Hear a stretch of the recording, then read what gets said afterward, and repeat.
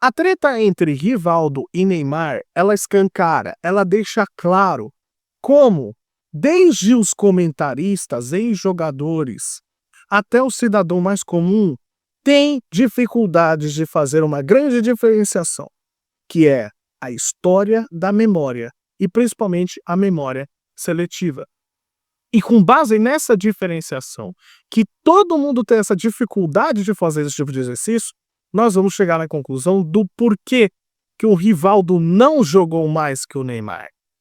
Apesar da Copa de 2002 ter sido fundamental para essa discussão. Mas antes, deixa o like no vídeo, se inscreva no canal e ajude nosso trabalho a crescer cada vez mais. É claro que quando tem esse tipo de pergunta, como o que o Real Madrid fez pro Neymar, olha, você jogou e você jogaria em tal seleção no lugar de quem? No lugar desses 3 nomes aqui. É claro que tem 2 coisas. O Neymar ele poderia falar que não jogaria no lugar de ninguém, e aí você teria dessa mesma galera que poderia estar atacando uma certa omissão, porque é uma galera que cobra a autenticidade do jogador. Mas quando ele tem a autenticidade de responder a pergunta, vão lá e atacam a resposta que deu. Então não tem padrão nenhum aqui. E outra coisa, o Neymar ele foi lá e respondeu e gerou um certo murmúrio. Isso iria acontecer. E não tem problema nenhum de acontecer. O fósforo foi aceso e a situação foi posta. A questão é que gira em torno da discussão entre Rivaldo e Neymar, porque vocês já viram, já estão cansados de ver, que o Rivaldo ele foi lá e deu uma resposta, ele precisou dar a declaração falando que o Neymar jogaria no lugar dele, e o Neymar foi lá e respondeu. Só que para a gente poder entender isso aqui, a gente tem que fazer a diferenciação entre o que a história mostra de fato e o que a nossa memória traz. E principalmente memórias das pessoas que viveram a época, tá bom? Mas isso pode ser feito para todas as faixas etárias. O importante é a gente poder fazer essa diferenciação. A questão é que a história, ela é uma ciência que narra acontecimentos passados com base para poder explicar o olhar daquela civilização, daquele povo, daquela pessoa. Muitas vezes com bases em fatos, com base em evidências ou não, mas é o trabalho do historiador pesquisar fontes e formas de poder fincar e dar sentido para aquela história ter existido ou não. Senão você pode falar simplesmente que Papai Noel existe, sendo que não tem prova nenhuma e que está com base em imaginação. Só que precisa ter algo concreto para manter que aquela história, aquele fato passado tenha acontecido. É diferente da memória. A memória é a capacidade de armazenar informações para que a gente lembre ao longo do tempo. E, estendendo mais para a memória seletiva, é o fato da gente conseguir narrar acontecimentos passados com base na vivência e na visão do presente. E isso muito mais explica num vídeo do Nerdologia que eu vou deixar aqui na descrição, explicando sobre como o mito do passado era bom, sempre na visão da memória seletiva. A gente tem essa confusão de achar que tudo no passado era bom, de acordo com a capacidade do nosso cérebro conseguir selecionar certos acontecimentos que convêm para nós. Então esse vídeo é muito bom, com base também num livro chamado Memória e História do Jacques Le Goff, tá?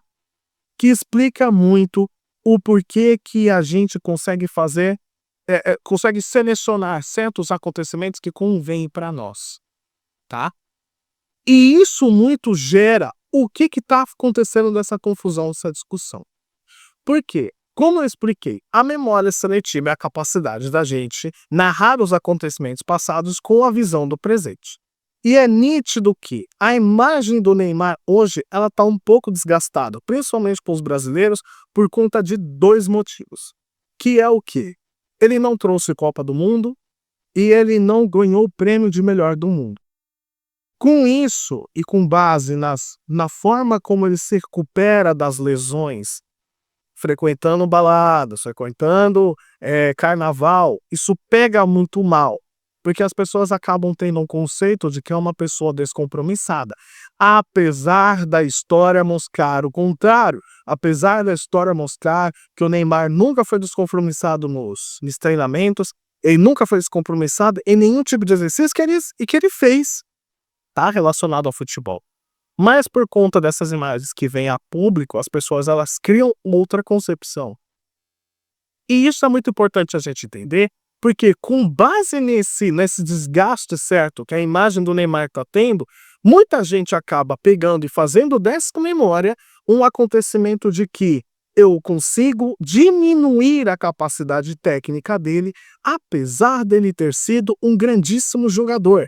Apesar de entender que no Santos ele foi um absurdo, inclusive chegando a 10º melhor do mundo, e no Barcelona tendo perdido apenas para Messi e Cristiano Ronaldo.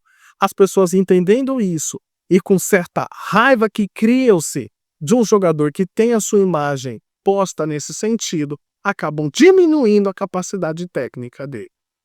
Só que, por outro lado, quando você tem o cara que foi o cerne dessa discussão, que foi o Rivaldo um pouco ao contrário.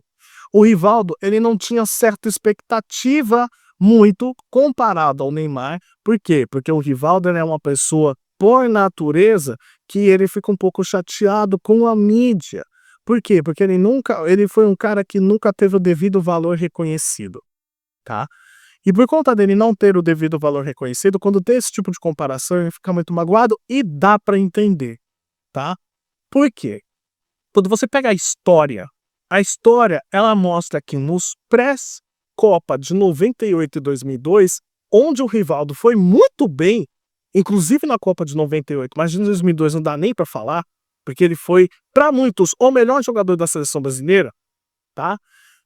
Quando você pega o pré daquela Copa, você vê que o Rivaldo, pelo fato dele não ter se dado um reconhecimento, né? Não terem dado o valor devido a ele não ter a mídia devida e reconhecida, as pessoas muito falavam da expectativa de ter a dupla Ronaldo e Romário.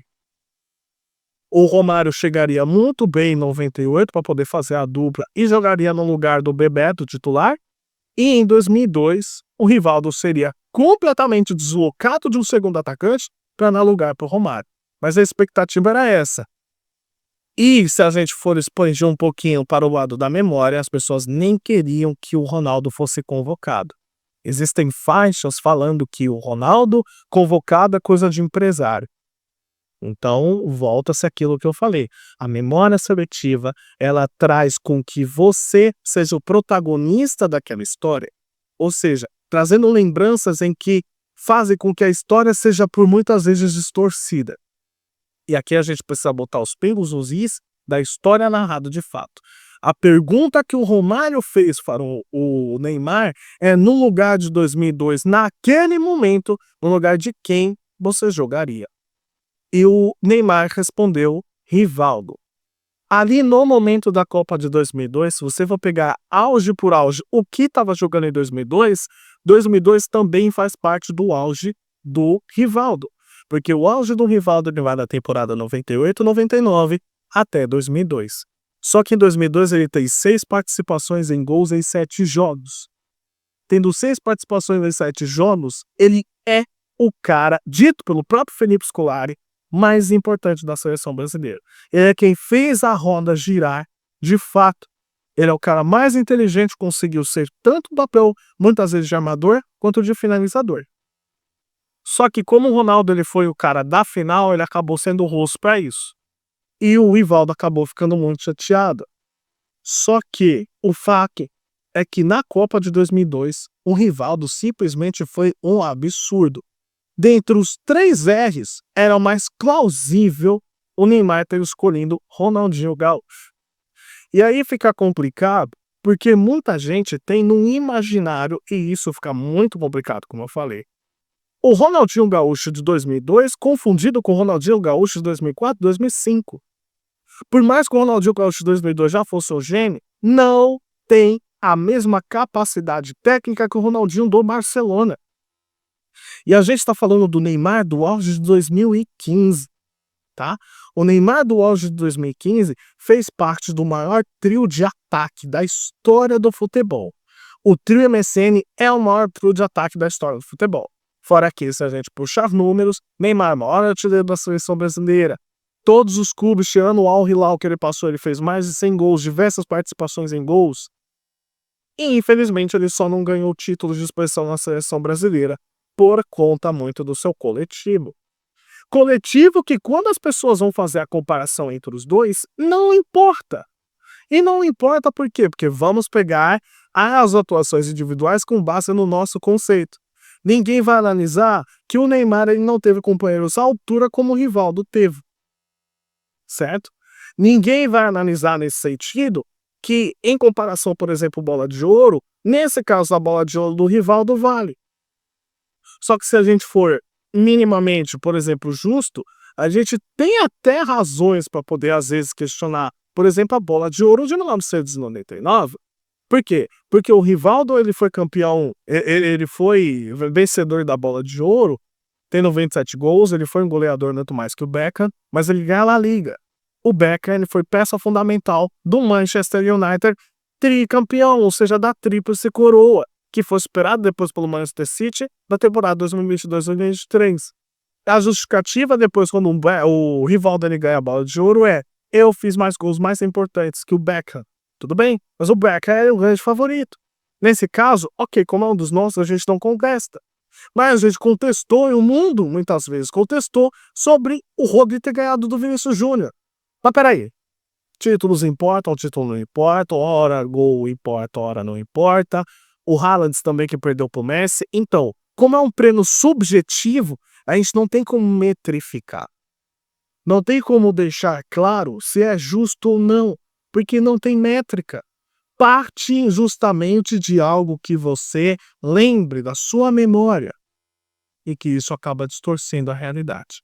O fato é, a Copa de 2002 fica muito difícil o Neymar tirar o Rivaldo do time, mas para a história do futebol,